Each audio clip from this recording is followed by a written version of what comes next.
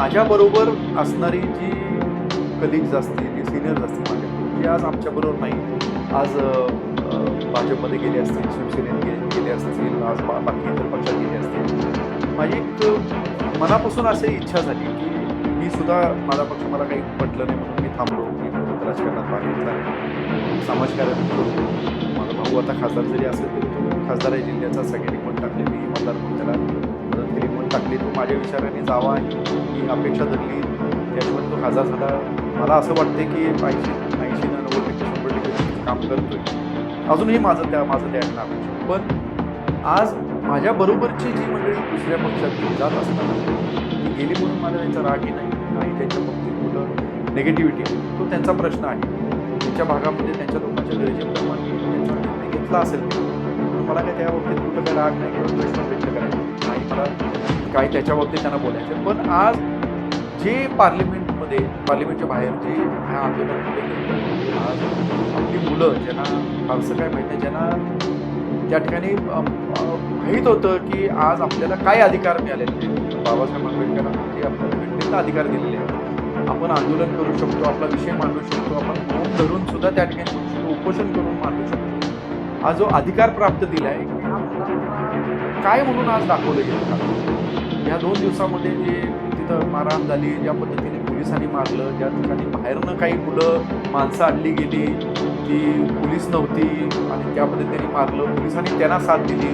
ही जी घटना व्हिडिओज बघितले, रक्तबंबाळ वाईट वाटलं. म्हणजे माझ्या डोळ्यात पाणी आलं लिटरली. मला ते म्हणजे बघणं थांबत नव्हतं. म्हणून माझं एवढं हे झालं होतं. माझी अशी इच्छा झाली की माझ्याकडनं ही जी मंडळी गेलेली, तुम्ही काम करा कुठं करायचं, किंवा तुमच्या गेलेल्या पक्षामध्ये आज गरज आहे या मुलांसाठी विचारणं गरजेचं आहे. हे झालेलं योग्य आहे का? तुमच्या घरातील मुलं आहेत, तुमच्या घरातील ज्येष्ठ मंडळी आहेत, तुमच्या घरातील मुली असतील की मार खाल्ल्यावरती तिथं जी रक्तबंबाळ झाल्यावर स्वतःची मुलं तिथं बघा. हे होणं गरजेचं होतं का?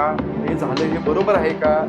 आज त्या ठिकाणी उपोषण करताना जाऊन भेटणं गरजेचं आहे. तुमच्या पक्षाच्या नेत्यामध्ये भेटले नसतील तर तुम्ही सांगणं गरजेचं आहे. तुम्ही मंडळी एकेकाळी काँग्रेसमध्ये होता आणि आमच्याबरोबर काम करत होता, त्यावेळी सुद्धा प्रत्येक आंदोलनामध्ये आपण जाऊन भेटत होतो, आंदोलन त्या ठिकाणी सोडवत होतो, उपोषण सोडवत होतो, लोकांचे प्रश्न ऐकून घेत होतो, मार्गी लावत होतो. 10 मागितले तर किमान 5 ते 6 कामं आपण करत होतो.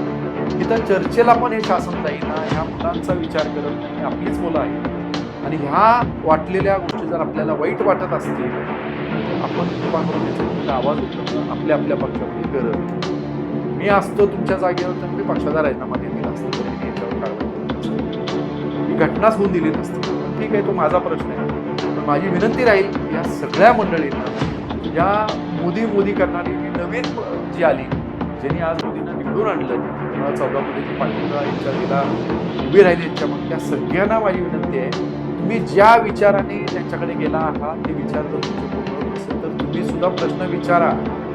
नाहीतर ही प्रवृत्ती आज देश पातळीवर नाही, जगावरती देश आपला काय करायला लागले, कशा पद्धतीने वागतोय, आज ही भूमिका आपली जर त्या ठिकाणी तशीच राहिली तर कुठंतरी मनाला लागणार आहे. आज मला मनाला लागले तर तुम्हालाही घरात कधी असं प्रसंग येईल सांगता येणार नाही. माझी विनंती राहील की आपण मंडळींनी आपल्या पक्षाच्या दृष्टीची चर्चा करावी, याचा निषेध करावा झालेल्या घटनेचा. ज्यांच्यावरती हल्ले झाले असतील त्यांचे फोटो व्हिडिओ असतील त्यांच्यावर कारवाई उघडपणे करावी आणि यांच्या ज्या मागण्या असतील ते तुम्ही सोडवाव्या. मी कधीही त्यात फोर्स करणार नाही कसं सोडवा, पण बसायला पाहिजे, चर्चा करून यांचं उपोषण थांबवायला पाहिजे आणि ह्या मुलांना जाणीव द्यायला पाहिजे की काही जरी असेल तर संविधान जिवंत आहे आणि ह्यामध्ये तुम्ही सगळ्या नेते मंडळींनी पुढाकार घ्यावा ही माझी. सांगली प्रहार न्यूज करिता मुख्य संपादिका नीता पाटील.